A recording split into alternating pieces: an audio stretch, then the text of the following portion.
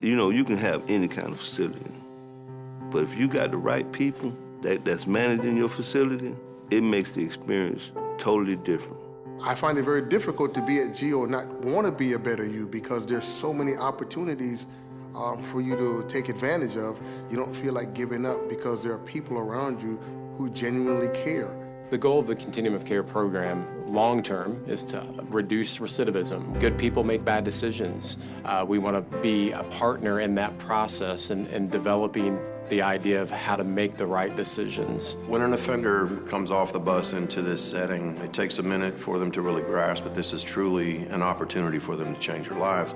And we start that with the very first day of orientation. We have a thing called a second chance, and that's what the staff here at GO does for us. They give us a second chance to be ourselves. When you think about shifting culture at an institution or a facility, staff training is going to be the initial push for what we do. What the immediate difference I could tell you is in staff. They address you as sir. Good afternoon, sir, how you doing? I'm looking around like, who are you talking to?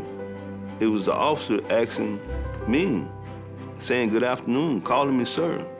GO focuses so much attention on the rehabilitation and the transition component. I was a charter school principal for 15 years. I basically don't look at them as the inmates. I look at them as students, and the same way I ran my schools as a principal is how I run my program as program director.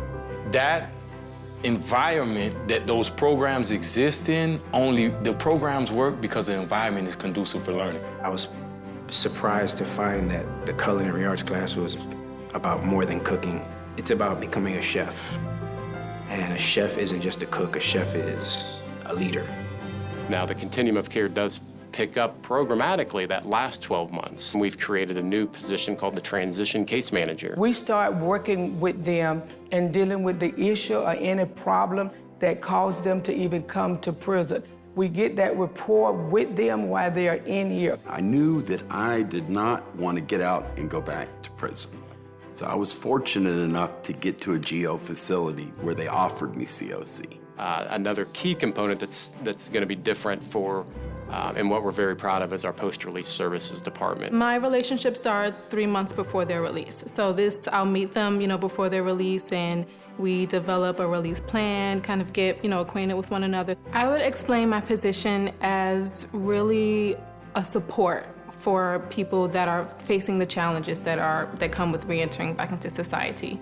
In our post-release services department, we operate a 24-hour call center with case managers out of our corporate office. It's not just $50 on a bus ticket and wish you the best of luck. It's a continuum of care. Someone who comes home with the continuum of care process is going, without a doubt, to be in a better situation for success. All this is part of continuum of care. No one else offers this. People giving effort to do the right thing starts to curtail recidivism. It's not gonna happen overnight, but one person at a time. Mm-hmm. Well, I'll tell you what one participant told me. He told me, Mr. Barrios, if I had had this 20 years ago, I probably wouldn't have returned to prison. In that this is an idea that was long overdue.